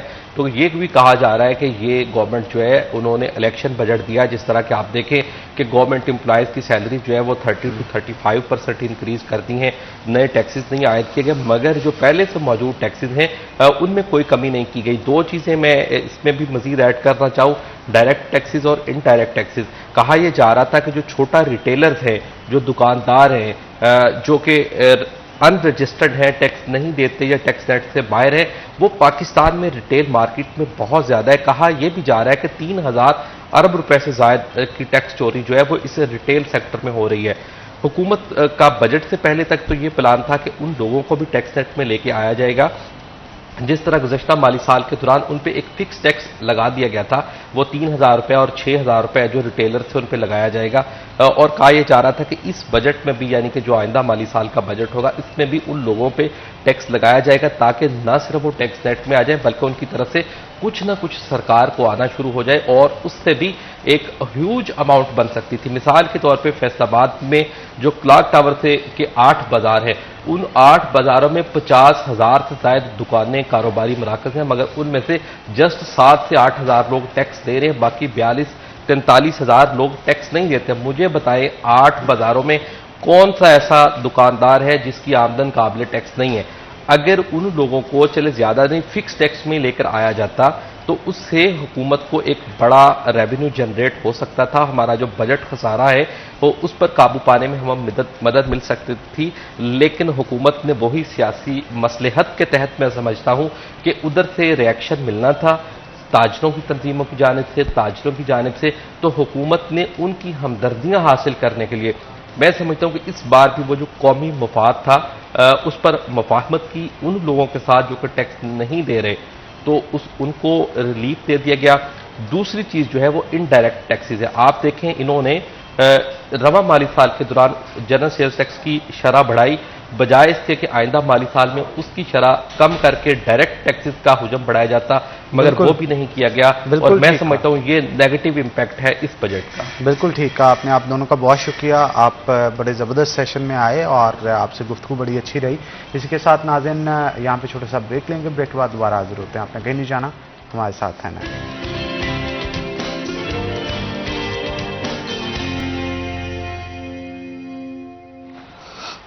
ویلکم بیک ناظرین. بریک کے بعد خوش آمدید. ناظرین جیسا کہ آپ کو پتہ ہے کہ جمعۃ المبارک کا دن ہے اور اس مبارک دن میں ہماری کوشش ہوتی ہے کہ کوئی نہ کوئی ایک سیگمنٹ جو ہے اس کے اندر سیکنڈ ہاف کے اندر ہماری کوشش ہوتی ہے زیادہ سے زیادہ دین اور دنیا دونوں کے اوپر گفتگو کی جائے. جیسا کہ آپ کو پتہ ہے کہ حج مبارک جو ہے وہ بہت قریب آ پہنچا ہے اور بہت سارے لوگ حج کے فرائض کو سر انجام دینے کے لیے سعودی عربیہ جا رہے ہیں اور وہاں پہ جا کے اللہ تعالیٰ کے گھر کی زیارت کر رہے ہیں, مدینہ شریف جا رہے ہیں, روضہ رسول پہ جائیں گے اور کس طرح سے حج کو مکمل طور پہ پرفارم کیا جائے گا. ایک عام آدمی کے لیے بھی میں چاہتا ہوں کہ آج کے سیگمنٹ کے اندر اسپیشلی یہ انفارمیشن ان تک پہنچائی جائے کہ آخر حج کی اہمیت کیا ہے, حج کیوں ضروری قرار دیا گیا ہے اور اس کو ادا کس طریقے سے کیا جاتا ہے, اس کی فضیلت کیا ہے اور اس سے کیا ثواب ملتا ہے, آخرت میں کیا ثواب ملے گا, دنیا میں اس کے کیا فائدے. ان تمام تر چیزوں کے حوالے سے جانیں گے. آج ہمارے ساتھ جو ہمارے اسپیشل گیسٹ موجود ہیں سید حسن مجتبیٰ تجمزی صاحب, اسلامک اسکالر بھی ہیں, آپ کو ویلکم کرتے ہیں شو کے اندر. تو حسن صاحب مجھے بتائیے گا کہ حج کی اہمیت کے حوالے سے یہ شروع کہاں سے ہوا اور اس کو اسلام کے رکن میں سے کس طرح سے منتخب کیا گیا, ان تمام تر صورتحال کے جہاں سے شروع ہوتا ہے نا یہ سسٹم وہاں سے شروع کریں. پھر آہستہ آہستہ میں آپ سے سوال ساتھ ساتھ کرتا جاؤں گا تاکہ پبلک کو جو ہے اس حوالے سے اویئرنیس آ سکے. نحمدہ ونصلی ونسلم علی رسولہ الکریم اما بعد. بسم اللہ الرحمن الرحیم.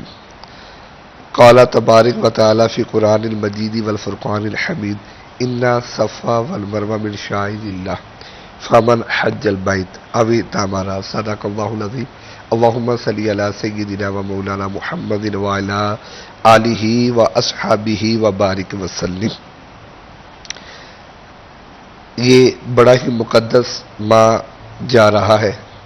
2-3 दिन के बाद आखिरी वो इस्लामी साल का महीना शुरू हो जाएगा और इसकी ईद उल ज़ुहा से पहले इन दिनों में कुछ मुसलमानों की इबादत की कैफियत तब्दील हो जाती है। उनके नमाजों का टाइम, उनका लिबास, उनका किरदार, उनका उठना बैठना, उस खास अमल को हज कहा जाता है। आपने सवाल किया था इसकी अहमियत और ये शुरू कब से हुआ। शुरू का सुन लें, जो हम मुसलमान हैं, नबी पाक अलैहिस्सलाम की आखिरी उम्मत है, हमारी बहुत सी चीज़ें जो हैं वो मिल्लत इब्राहीम यानी जो इब्राहीम अलैहिस्सलाम का दीन था वही चीज़ें हैं। उनमें हज है, नाखून तराशना है, जिस्म से गैर ज़रूरी बालों का सफाया है और दीगर चीज़ें हैं। ये हज़रत इब्राहीम अलैहिस्सलाम की शरीयत ही चलती आ रही है। वुज़ू वो भी हज़रत इब्राहीम अलैहिस्सलाम फरमाया करते थे, वही हमारे लिए कुछ और भी लोग करते थे, लेकिन हमारी ये ख़ास चीज़ें हज़रत इब्राहीम से ही मनसूब है। और फिर जैसे ही हम वो करते हैं, नमाज पढ़ते हैं, अल्लाहुम्मा सल्ली अला मुहम्मदिन व अला आलि मुहम्मद कमा सल्लैता अला इब्राहीम व अला आल इब्राहीम इन्नका हमीदुम मजीद, यानी नमाज अल्लाह की पढ़ते हैं और दुरूद पाक नबी पाक अलैहिस्सलाम पर और हज़रत इब्राहीम अलैहिस्सलाम की आल पर पढ़ते हैं। इससे ये पता चलता है ये अल्लाह ताला के चूज शुदा लोग हैं, मुंतखब शुदा लोग हैं, ये कायनात के अफजल तरीन लोग हैं, अकमल तरीन लोग हैं। हमने इनकी पैरवी करनी है। वहाँ एक पत्थर है जिसे मकामी इब्राहीम बोला जाता है और आज के जदीद दौर में आपने कहा समझाया तो आप उसे लिफ्ट कह लें कि जैसे हमारे लिफ्ट से सामान ऊपर जाता है नीचे आता है, वो बिल्कुल मैं मतलब जदीद लैंग्वेज में उसे मैं लिफ्ट का नाम दे रहा हूँ कि जब वो खाना काबा तामीर हो रहा था तो उस पत्थर के ऊपर हज़रत इब्राहीम अलैहिस्सलाम खड़े होते थे। अच्छा, अपने बड़ी एक प्यारी बात अभी बैठे बैठे मेरे ज़हन में आई, अल्लाह ताला ने उस पत्थर को इतनी सेंस दी थी कि अब ऊपर जाना है, अब नीचे आना है। अच्छा, वो पत्थर होकर शादी किबला नानी शाह जी, वो पत्थर होकर एक नबी अलैहिस्सलाम के दिल की कैफियत को समझ लेता था कि अब ये खलीलुल्लाह ऊपर न जाना चाहते हैं, नीचे आना, यानी जैसे जैसे हजरत इब्राहीम चाहते थे वैसे वैसे पत्थर करता था। देखिए, मुश्किल कुशा सिर्फ अल्लाह है, हाजत रवा सिर्फ अल्लाह है, इल्म गैब फ़कत अल्लाह के लिए है, इबादत फ़कत और फ़कत अल्लाह के लिए है, सजदा फ़कत और फ़कत अल्लाह के लिए है, वो वाहदाहु ला शरीक है। यही तालीम थी हज़रत आदम अलैहिस्सलाम से लेकर इमामुल अंबिया तक। लेकिन अल्लाह ताला अपनी मखलूक में कुछ चीज़ों को देता है, नबियों को देता है, वलियों को देता है, अपने प्यारों को देता है। अब वही अल्लाह उस पत्थर को ये इल्म दे रहा है कि ए पत्थर तुमने कैसे करना। अगर अल्लाह ताला जल्ला मजदुल करीम उस पत्थर को इल्म दे रहा है तो वो जो पत्थर है वो उसको जो बरकतें हैं वो हज़रत इब्राहीम की वजह से है। फिर हज़रत इब्राहीम अलैहिस्सलाम, और मैं इससे आगे थोड़ा सा चल के आऊँगा सफ़ा मरवा पे वो क्या है, फिर उस पर इस बात को ज़्यादा समझ लाएंगे, जान अल्लाह की बंदी की निशानी लगी। लेकिन मैं आपने जो सवाल किया मैं उसी पर रहना चाहता हूँ। अब वो क्या हुआ, अब भी वो पत्थर महफूज है और उस पे प्यारे इब्राहीम अलैहिस्सलाम के जो कदम हैं वो नक्श हो गए हैं और लोग ज़ियारत करते हैं। और इस ज़ियारत को अल्लाह ताला ने बनाया है, यानी नक्श भी अल्लाह ने किए, रखवाया भी अल्लाह ने, क्योंकि अल्लाह का घर है, बैतुल्लाह घर ही अल्लाह का है, वहाँ जो भी काम है अल्लाह की मर्जी के अलावा नहीं हो सकता। अब जब उन्होंने ये इस जंगल में तामीर किया, इसमें जो खाना काबा शरीफ की रवायत आती वो ये आती, सबसे पहले मलाइका ने तामीर किया, उसके बाद हज़रत आदम अलैहिस्सलाम ने तामीर किया, फिर हज़रत नूह अलैहिस्सलाम ने किया।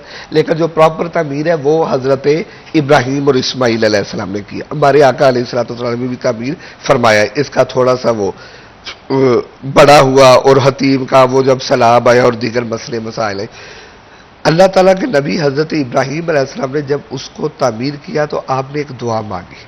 आपने कहा, मौला मैंने तेरा घर तेरे हुक्म के मुताबिक तामीर कर दिया, अब मेरी ही नस्ल में से एक ऐसा पैदा कर جو تیرے گھر کو آباد کرے. اور اللہ تعالیٰ کی حکمتوں کو قربان جائے یا یہ دعا ابراہیمی ہے کہ اللہ تعالیٰ نے نبی پاک علیہ الصلوۃ والسلام کی کو حضرت ابراہیم علیہ الصلوۃ والسلام کی آل میں منتخب کر لیا, چوز کر لیا. اور سب سے جو ایک دلچسپ اگلی بات یہ ہے, اب نے کہا شروع کیسے ہوا, شاہ جی حضرت ابراہیم علیہ السلام سے لے کر امام الانبیاء تک, یعنی حضرت اسماعیل کے بعد درمیان میں کوئی نبی نہیں ہے. باقی نبی آتے رہے, اوروں کے لیے آتے رہے, لیکن وہ ملت ابراہیمی ویسے ہی محفوظ رہی, اور وہی دین فطرتی دین ہے, اور وہی رہا. اسی کو نبی پاک علیہ الصلوۃ والسلام نے آگے اللہ تعالیٰ کے حکموں کے مطابق لوگوں کو متعارف کروایا. ہے کیا؟ پتھر ہے. اگر ویسے ہی بندہ عقلی آئے, آپ نے کہا وہاں کو تو دیوار ہے, تعمیر ہوئی ہے. یہ بھی آتا ہے کچھ اوہو سے اللہ نے پتھر منگوائے اور کچھ اور پہاڑوں سے, مرتخب شدہ پہاڑوں سے منگائے. پھر ایک پتھر منگوایا جو دودھ سے زیادہ سفید تھا اور شیشے سے زیادہ چمکدار تھا, جسے حجر اسود بولا جاتا ہے. اس کا وہ کالا ہو چکا ہے, لوگوں کے وہ گناہوں کو سلب کر کر, یہ تفاسیر میں آتا ہے.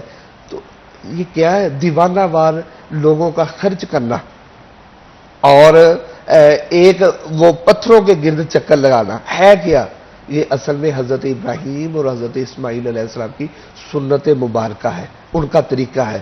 بہت سے انبیاء کرام نے خانہ کعبہ کی زیارت کے لیے سفر کیا, اور سب سے بڑھ کر امام الانبیاء فخر الانبیاء احمد مجتبیٰ محمد مصطفیٰ علیہ الصلوۃ والسلام کا حکم نامہ بھی ہے, سنت بھی ہے, اور طریقہ بھی ہے.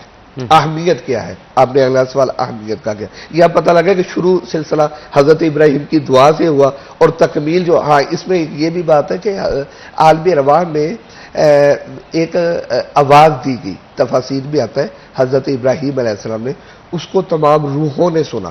اسے تبیان القرآن کے اندر غلام رسول سعیدی علیہ رحمہ نقل کرتے ہیں, اور بھی تفاسیر کے اندر فرمایا جن روحوں نے جتنی بار لبیک کہا اتنی بار اللہ تعالیٰ ان کو سعادت دے گا کہ وہ خانہ کعبہ کی زیارت کریں گے. عالم ارواح میں یہ چیزیں منتخب شدہ اور چوز شدہ ہیں, اور اللہ کے قرب کے لیے اہمیت کیا ہے. دیکھیں, سب سے پہلی بات, انسان احرام کی حالت میں ان کپڑوں سے نکل جاتا ہے, اور وہ کیفیت کون سی آ جاتی ہے؟ انسلا کپڑا, کفن کی, کہ ہم اللہ کے لیے ہیں, اللہ کے پاس ہی جانا. لبیک اللہم لبیک لا شریک لک لبیک ان الحمد والنعمت لک والملک لا شریک. اللہ تعالیٰ کا کوئی شریک نہیں, وہ وحدہ لا شریک ہے.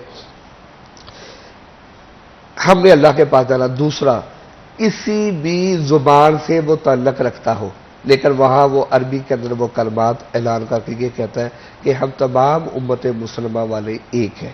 اس کے ملک کا کوئی بھی لباس ہو, وہ ان لباس کو چھوڑ کر اور یہ سفید کپڑوں میں آ جاتا ہے کہ ہم ایک ہیں احرام کی حالت میں, حرم کی حالت میں. پھر یہی عرفات جانا, مزدلفہ جانا, یہی قیامت والے دن لوگ اکٹھے ہوں گے. اللہ تعالیٰ یہیں پہ جو مالکی یوم الدین ہے, حساب و کتاب ہوگا. یہ اللہ تعالیٰ کے, پھر اللہ تعالیٰ کے گھر کی زیارت کی برکتیں کتنی ہیں. لوگ کیوں, اچھا خرچ کرنے سے کبھی بھی مال میں کمی نہیں آئے گی, لیکن اس کے لیے یہ ضروری ہے کہ آپ حج کے لیے جائیں یا عمرہ کے لیے جائیں تو اس کو ہمارے اسلاف نے کتب تفاسیر کے اندر یہ لکھا ہے کہ آپ کے پاس اتنا پیسہ ہونا ضروری ہے کہ آپ وہاں جا کر خرچ کر سکے, رہ سکے. تو جو آپ کے پیچھے اہل و عیال ہیں, آپ کے رشتہ دار ہیں, آپ کے بیوی بچے, ان کے پاس کھانے کے لیے, پینے کے لیے, رہنے کے لیے پیسے ہونے چاہیے. اسلام قطعاً یہ نہیں کہتا کہ جناب آپ سب کچھ سمیٹو اور پیچھے جو حقوق العباد ہے جو مرضی ہوتا رہے آپ حج یا عمرے کے لیے چلے جائیں. بلکہ اسلام تو اتنا کریم ہے اور اسلام اتنی رحمت فرماتا ہے. امام الانبیاء علیہ الصلوۃ والسلام نے فرمایا, مشہور روایت کا مفہوم ہے, تم اگر والدین کو ایمان کی نظر سے دیکھ لو گے تو تمہیں مقبول حج کا ثواب ہے. تو شادی اتنا خرچ کیا ہم نے حج کے لیے, پتہ نہیں وہ قبول ہو نہ ہو.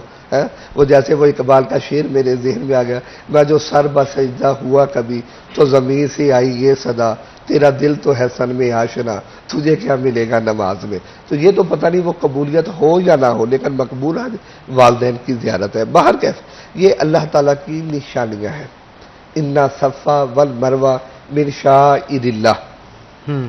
جب اللہ تعالیٰ کے حکم سے اللہ تعالیٰ کی پیاری بندی نے حضرت اسماعیل علیہ السلام کو प्यासा छोड़ा तो आप सफा मरवा पर भागी, कुछ नहीं था, और अल्लाह ताला की रजा के लिए वो भागी। अल्लाह ताला को अपनी इस महबूब बंदी की अदा इतनी पसंद आई। ये तो वैसे कुतुब तफासीर के अंदर है और उलमा और फुकाहा इसको बयान करते हैं, लेकिन मैं ऐसे कहता हूँ अल्लाह ताला तो हर चीज़ का इल्म रखता था। अल्लाह ताला वो अदाएं देना चाहता था कि तुमने मेरे प्यारों के तरीके पर चलना है, यही दीन है। इसी को कहा सिरातल लज़ीना अनअमता अलैहिम अनअम मिन नबिय्यीन व सिद्दीकीन व शुहदाई व सालिहीन। अच्छा, वो जो बंदी अल्लाह की तड़प में, अल्लाह की याद में, अल्लाह की रजा में भाग रही है, ठीक है, वो अल्लाह को इतनी पसंद है कि उस अदा को क़यामत वाले दिन तक अल्लाह ताला ने जिंदा रखा है और लोग सही करेंगे। अल्लाह ताला बार बार मुसलमानों को करे। फिर देखें सफ़ा और मरवा है क्या? क्या वो सोने की पहाड़ियाँ या उससे खूबसूरत पहाड़ियाँ? मैं अक्सर कहता हूँ मरी की है, आज़ाद कश्मीर की है, दीगर है, लेकिन सफ़ा और मरवा को निशानी क्यों बनाई?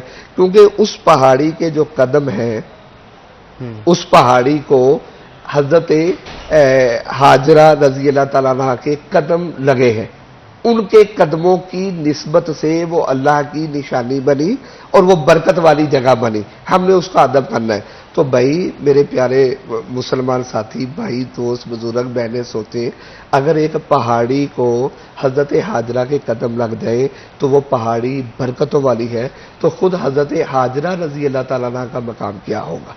अगर आपका ये मकाम है तो आपको तो बरकतें अपने खामत और अपने बेटे की वजह से मिली, फिर उनका मकाम क्या होगा? अगर उनका मकाम सोचे तो फिर उन्होंने खाना काबा को तामीर करके जिस नबी के लिए दुआएं मांगी है, अल्लाह ताला ने उस नबी को कितनी बरकतें दी होगी, कितनी शानें दी होगी, जिनकी वजह से सफ़ा मरवा को मकाम मिल रहा है। हज़रत हव्वा अलैहिस्सलाम को और हज़रत हाजरा अलैहिस्सलाम को और हज़रत मरियम अलैहिस्सलाम को और हज़रत ईसा अलैहिस्सलाम को, जुमला अंबिया किराम और जितने भी मखसूस हैं उनको बरकतें मिली, फिर वो कितनी बरकतें वाले होंगे। तभी आपने लफ्ज़ बोला मक्का और मदीना, मक्का की फ़ज़ाओं में, मदीने की हवाओं में, हमने तो जिधर देखा सरकार नजर आए। तो अगर सफ़ा और मरवा पे हज़रत हाजरा के कदम लगे हैं तो वो बरकतों वाली है। तो जहाँ नबी पाक अलैहिस्सलातु वस्सलाम इमामुल अंबिया फ़ख्रुल अंबिया, वो सर के बालों से लेकर पाँव तक जिस जगह पे इस वक्त जलवा फरमा है, तो फिर वो चीज़ें, वो जगह कितनी बरकतों वाली होगी और उस जगह अल्लाह ताला की कितनी रहमतें होंगी, जहाँ अल्लाह ताला सुबह भी 70,000 मलाइका को उतारता है और शाम को भी मलाइका को उतारता है। बिल्कुल ठीक कहा आपने।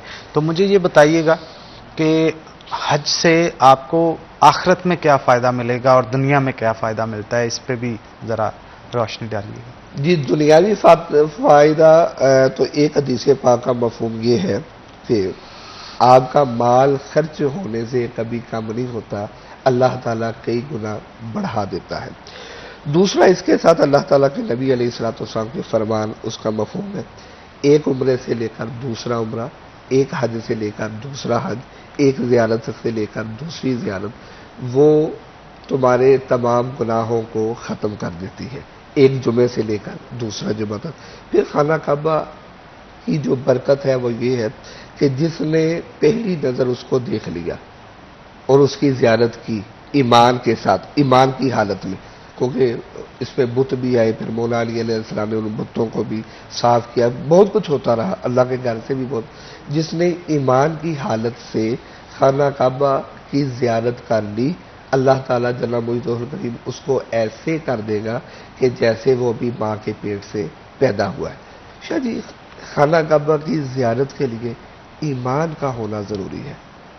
दिल से देखें, हमारे वो अहले हदीस भाई हैं, हमारे देवबंदी भाई हैं, हमारे अहले तशय्युअ भाई हैं, या हमारे कोई बरेलवी भाई हैं, जो भी हैं, नबी पाक अलैहिस्सलातु वस्सलाम का कलमा पढ़ने वाले, अल्हम्दुलिल्लाह, हमारा बिल आखिर वातसिमू बिहब्लिल्लाहि जमीअन वला तफर्रकू, अल्लाह की रस्सी को पकड़ना है, कुरान में पकड़। ईमान है दिल से उस बात को मान लेना जिस बात का रब ने हुक्म दिया है, और बिला झिझक, बिला सोचे समझे। और उसमें जो खूबसूरत लाइन है, अच्छा, आखिरत के हवाले से बताइएगा, इसका कितना अजर मिलेगा, कौन से गुनाह होंगे जो माफ़ कर दिए जाएंगे, اور کیا جنت کی بشارت بھی دی گئی ہے حج جی بے شک دی ہے، لیکن میں ایک بات اگر اجازت دیں گے جی جی صوفیہ سے، میں یہ کیونکہ زیارت سے اس کے بعد میں اس کی طرف آتا ہوں. نبی صوفیہ جو ہیں، بڑی اچھی بات ہے، اتنی دیر سے نکل آ جائے. صوفیہ وہ قرآن پاک کی حقیقی تفسیر جو ہے وہ بیان کرتے ہیں، اور وہ بلا امتیاز اور بلا تفریق، کیونکہ صوفیہ میں جو تصوف ہوتا ہے اور جو ان کا عمل ہوتا ہے، کیونکہ وہ اللہ ان کے ہاتھ پاؤں زبان بن جاتا ہے، تو وہ پھر اللہ کے بندوں سے پیار کرتے ہیں.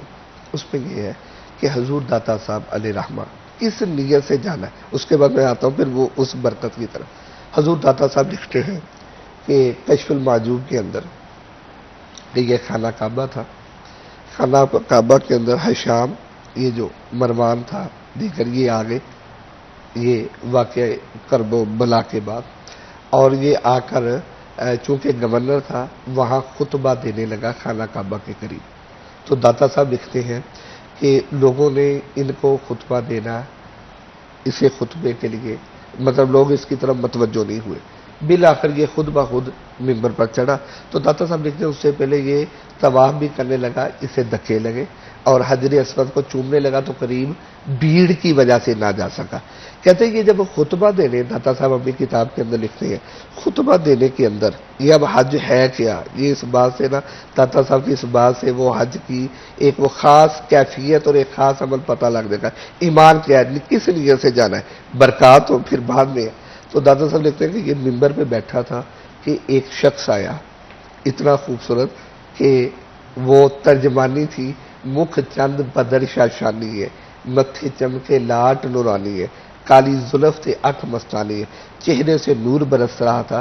تو وہ جیسے جیسے خانہ کعبہ کے قریب آتا جا رہا ہے، یہ اب دیکھ رہا ہے کیونکہ یہ خطبہ دینا چاہتا تھا، لوگ متوجہ نہیں تھے، لیکن وہ جیسے جیسے وہ شخص خانہ کعبہ کے قریب آتا ہے تو لوگ خانہ کعبہ کو چھوڑتے ہیں اس کے لیے، اور وہ شخص جب آتے ہیں وہ حجر اسود کو چومتے ہیں. لوگ پہلے خانہ کعبہ کا طواف کر رہے تھے، اب وہ خانہ کعبہ کو چھوڑتے ہیں تو یہ آنے والے کے ارد گرد جمع ہو جاتے ہیں. یہ جو تعبیر میں سے یا صحابہ کرام یہ حج ہے کیا، ان کے گرد کوئی چوم رہا ہے، کوئی ان کا کندھا چوم رہا ہے، کوئی ہاتھ مبارک چوم رہا ہے. یہ مروان پوچھتا ہے بھی یہ کون ہے، میں نے تو اعلان کیا تھا میں خطبہ دینا چاہتا ہوں، لوگ متوجہ نہیں ہوئے، مجھے دھکے لگے، میں حجر اسود کو چوم نہیں سکا. اب یہ دیکھیں جیسے یہ آیا ہے تو کیا برکت، لوگ اس سے کیا برکتیں لے رہیں گے، آنے والا ہے کون. تو اس ہی کا ایک قصیدہ خواں تھا، یعنی اس کے قصیدے پڑھنے والا، اس کی اشعار. تو وہ جواب دیتا ہے کہ اے سوال کرنے والے، اے ہمارے گورنر، ہے ہمارے بادشاہ، یہ آنے والا مولا حسین علیہ السلام کا بیٹا امام زین العابدین کعبے کا کعبہ ہے. اب یہ ہے کہ لوگوں کی محبت کا یہ ہے ایمان. بالکل اس پہ مزید گفتگو کرتے ہیں، ایک بریک کا وقت ہو گیا. تو ناظرین یہاں پہ ایک بریک کے بعد دوبارہ حاضر ہوتے ہیں. آپ نے کہیں نہیں جانا، ہمارے ساتھ ہیں.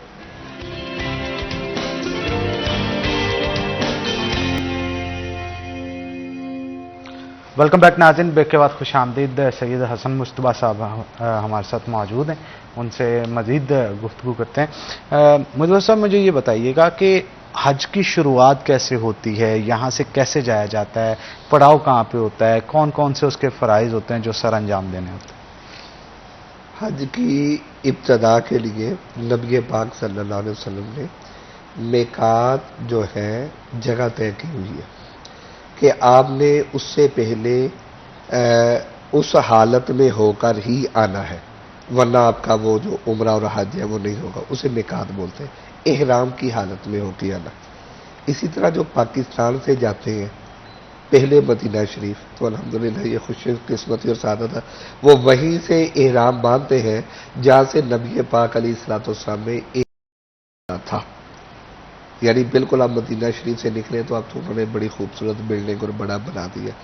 اور جو جدہ جاتے ہیں وہ ایک خاص مقام ہے، کوئی جہاز میں پہلے اناؤنسمنٹ ہو جاتی ہے، بعض گھر سے باندھ دیتے ہیں، بعض اسی طرح جو یمن سے آتے ہیں، یعنی پوری دنیا میں. اچھا دلچسپ ہے، خانہ کعبہ جو ہے وہ پوری دنیا کے درمیان میں ہے، بالکل جو دنیا کا درمیان ہے وہ خانہ کعبہ شریف ہے. اس طرح طائف والوں کا سب کے میقات ہے. اس سے پہلے احرام کی حالت میں ہونا.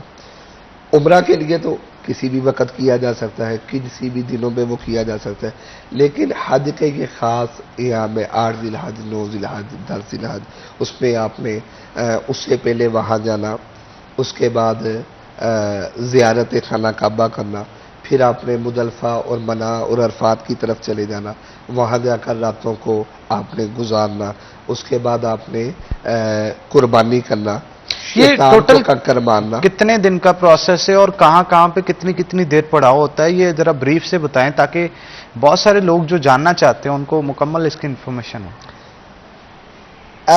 اصل میں ایسے ہے کہ حج اور عمرہ کے لیے ہم خود پڑھ کے گئے، مثلا میں پہلے عمرہ پہ آ جاتا ہوں۔ عمرہ بڑا آسان ہے، آج تو ایک طویل پیریڈ کا ہے، حج سے پہلے عمرہ ہے کہ آپ نے میقات پہ جانا ہے، اس کے بعد ہم نے خانہ کعبہ شریف کے وہ چکر نکالنے ہیں، اس کے بعد ہمیں مقام ابراہیم پہ جانا ہے، اس کے بعد آپ نے آب زمزم لینا ہے، اس کے بعد آپ نے صحیح کے لیے جانا ہے۔ لیکن شاہ جی بات یہ ہے کہ ہم نے اس کو تقریروں میں بھی بیان کیا، میں نے وہ پڑھایا بھی اس کو، لیکن جب میں خود گیا پہلی دفعہ، جو سچی بات ہے، تو میرے ساتھ ڈاکٹر اکرم صاحب موجود تھے، میں ان کے بڑے پیارے ہیں میرے، میں ان کے گھر تقریروں کے لیے بھی جاتا ہوں، وہ ان کی فیملی ہم اکٹھے گئے تھے۔ اچھا، اس وہ بات تھے وہ ہو گئے جی، بات کو یہیں سے کنٹینیو کرتے ہیں، ہمارے ساتھ ایک کالر بھی ہے، کال لے لیں جی، اگر آپ اجازت جی، دیں۔ بالکل۔ السلام علیکم جی۔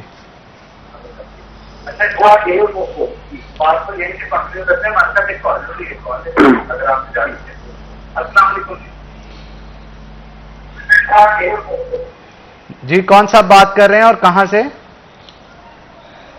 کال ڈراپ ہو گئی ہے جی۔ جی آپ اچھا، اپنی بات تو شاہ جی وہ ہمارے ساتھ تھے، میرے ساتھ تھے، اس وجہ سے وہ عمرہ پرفارم ہو گیا۔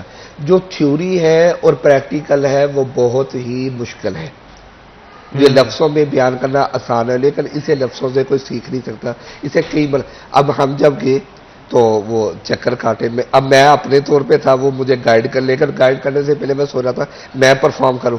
اچھا وہ چکر، اب مقام ابراہیم ڈھونڈنا ہے، پہلی دفعہ تو زیارت ہوئی ہے، وہ مقام ابراہیم ڈھونڈا، اچھا جی ادھر چلے، اچھا اس کے بعد آب زمزم پینا ہے، وہ کہا ماشاءاللہ خانہ کعبہ شریف اتنا بڑا ہے، پھر اللہ کا جلال، اللہ تعالیٰ کا خوف، اللہ تعالیٰ کا ڈر کہ بندہ وہاں ایک دنیا ہی تبدیل ہو جاتی ہے۔ اچھا اس کے بعد باہر کے آب زمزم کے لیے گئے، وہ نوافل ادا کیے، پھر بعض اوقات وہاں نہیں جگہ ہوتی تھی، پھر اس کے بعد جب ہم نے صحیح کے لیے جانا ہے صفا مروہ، وہ بالکل ڈیفرنٹ ہے، اور اس کے لیے آپ کو یعنی کہہ لیں، میرا خیال ہے یہاں سے لے کے مطلب ہم ملت چوک میں بیٹھے تو تقریباً حجیہ آباد تک تقریباً چلنا پڑتا ہے ڈھونڈنے کے لیے، تقریباً کموں پہ، تو وہ کیا راستے ہیں، پھر ان کی بیسمنٹ ہے، اب تو انہوں نے بیسمنٹ کو بند کر دیا، فرسٹ فلور ہے، سیکنڈ فلور ہے، شروع کہاں سے، تو وہ بیان کرنا بڑا آسان ہے، لیکن اگر آپ کہیں کہ اس کو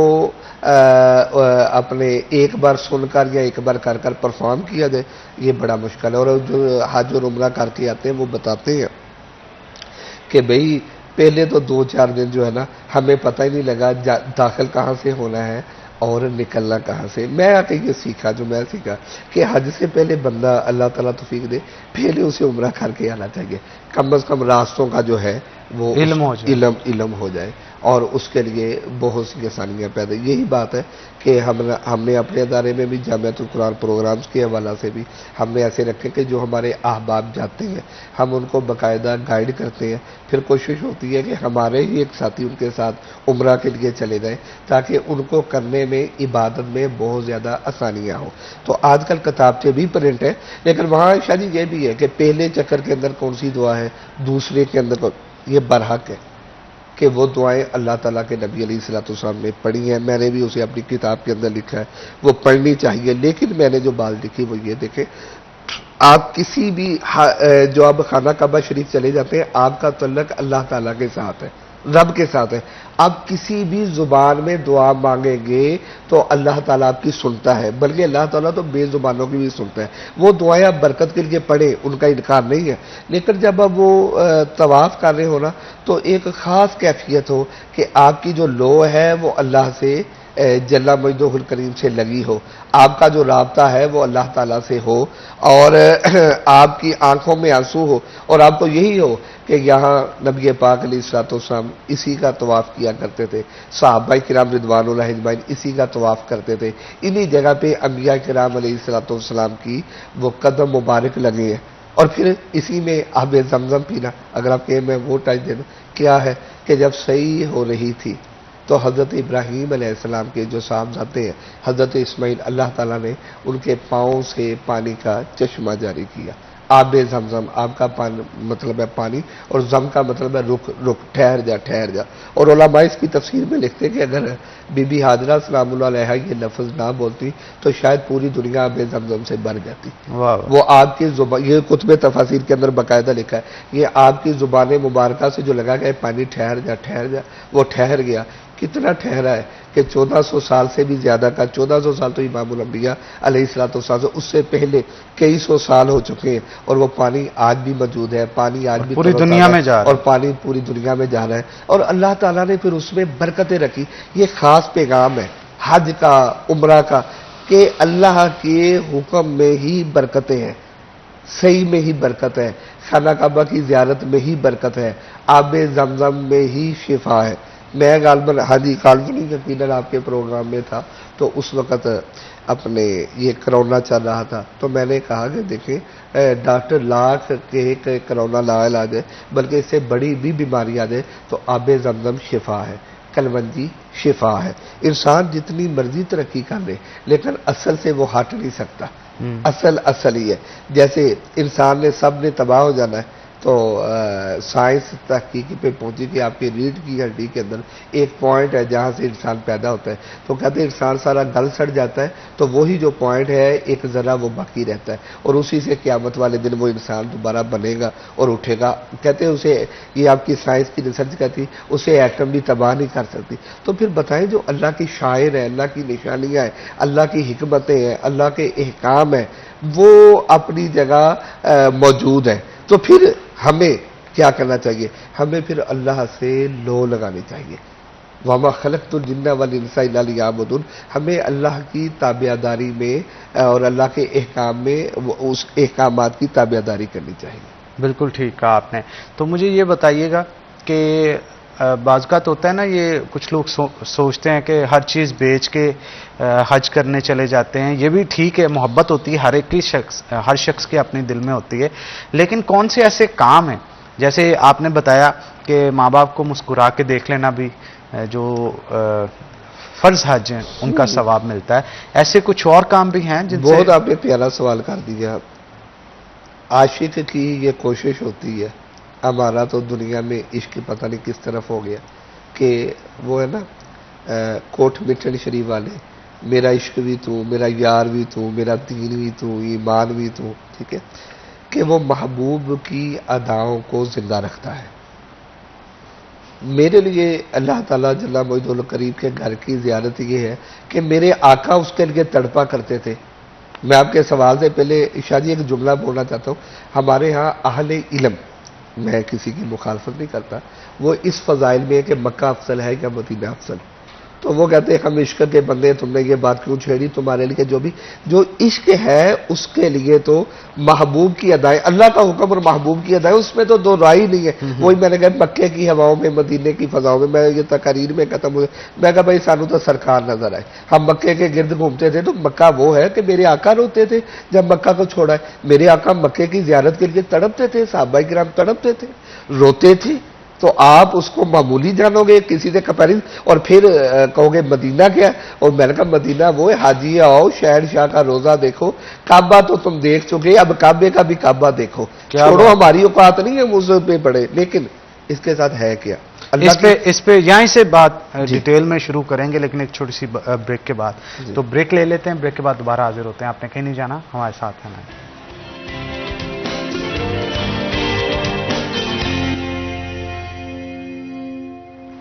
ویلکم بیک ناظرین، بریک کے بعد خوش آمدید۔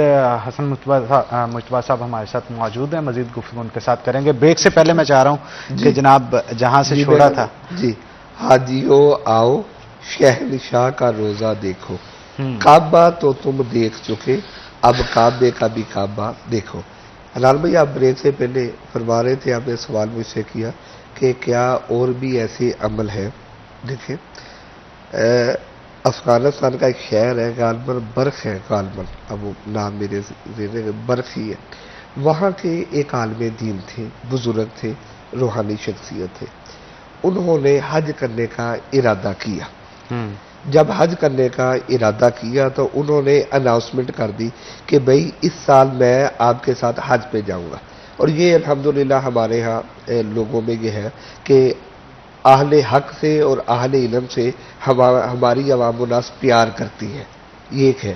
تو یہاں ہمارے ایک بزرگ فرمایا کرتے ہیں, میں اسی بات پہ آتا ہوں, وہ کہتے ہیں دیکھو عالم دین کا کسی سے پیار, اس میں تو کوئی گڑبڑ ہو سکتی ہے. مثلا میرا آپ سے پیار ہو تو مجھے یہ ہوگا کہ آپ مجھے پروگرام میں اپنے گھر بھی دیگر بھی مدعو کریں گے, مجھے تو آپ سے لالچ ہو سکتی ہے. لیکن آپ کا مجھ سے پیار کرنا اس میں لالچ نہیں ہوگی. آپ تو مجھے للہیت کے لیے پیار کریں گے کہ ایک حال میں دن کیا دے سکتا ہے کوئی. یعنی کہ عوام الناس کا علماء سے پیار کرنا یہ خالص ہے. عالم کے عوام کے پیار کرنے میں شاید کوئی نقص موجود ہو. تو لوگ چونکہ علماء سے اور اہل حق سے پیار کرتے ہیں, وہ تھا یہ جب انہوں نے اناؤنس کیا کہ میں حج پہ جاؤں گا تو بہت سے لوگ تیار ہو گئے. جیسے میں نے پہلے وقفے میں کہا کہ ہم پڑھ کر گئے تھے, تقریروں میں بیان کر کے, کلاس میں پڑھا کے, مجھے دقت آئی, اگر وہ ڈاکٹر صاحب نہ ہوتے تو میں صحیح پرفارم ہی نہیں کر سکتا تھا. ٹھیک ہے, تو وہ جب ان کی میت میں کہتے بہت زیادہ قافلہ تیار ہوا, لیکن بالآخر کیا ہوا, آپ نے پروگرام حج پہ جانا منسوخ کر دیا. آپ نہیں گئے, آپ نے کہا یار میری کوئی پرابلم ہے میں نہیں جا رہا. لوگ ناراض بھی ہوئے تو باہر کے لوگ چلے گئے. وہاں کسی نے خواب کے اندر دیکھا اور ایک روایت ہے کسی نے سنا کہ بھئی جتنے بھی حج کرنے آئے ہیں سب کا حج, وہ فلاں جو افغانستان برخ کے علاقے کے برخی بزرگ ہیں, ان کے تو فیض اللہ نے سب کا حج قبول کر لیا. لوگ پریشان ہو گئے کہ بھئی وہ تو حج کے لیے آئے نہیں, اور ان کے تو فیض اللہ نے سب کا حج قبول کر لیا. لوگوں کو تعجب ہوا. لوگ پھر حج کر کے واپس آئے تو انہوں نے کہا بھی آپ کو, بعض کہتے ہیں آپ کو دیکھا, یعنی یہ آپ کتابوں میں مختلف باتیں, بعض کہتے ہیں آپ کی وجہ سے قبول ہوا. تو ہوا کیا؟ فرمایا میں تو حج کے لیے گیا نہیں, لیکن میں جانا چاہتا تھا, میں نے مال بھی جمع کیا. تو کہتے ہیں وہ کیا وجہ ہے کہ آپ کے عمل کی وجہ سے تمام مسلمانوں کا حج اللہ تعالیٰ نے قبول کیا. تو وہ فرمانے لگے بزرگ کہ میں جا رہا تھا تو میں نے دیکھا کہ وہاں دور ایک عورت جو ہے نا, ایک مردار کا جو گوشت ہے وہ کاٹ رہی ہے. مجھے اس عورت پہ تو عجب ہوا, میں نے اس کا پیچھا کیا.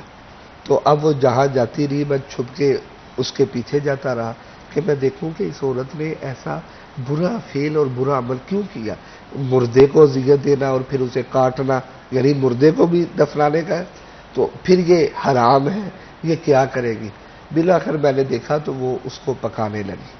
تو میں نے دستک دی تو میں نے پوچھا کہ اے میری بہن بیٹی تم نے یہ عمل کیوں کیا؟ انہوں نے کہا جی کچھ دن ہو گئے ہمارے گھر کھانے کے لیے کچھ نہیں ہے, میرے بچے رو رہے ہیں بھوک سے, تو میں اس کی تلاش پہ گئی ہوں تو میں نے اب یہ پکا کے ان کو کھلانا ہے. تو ان بزرگوں نے کہا کہ تم تھوڑی دیر کے لیے ذرا رک جاؤ, اس کو نہ پکاؤ, میں ابھی آتا ہوں.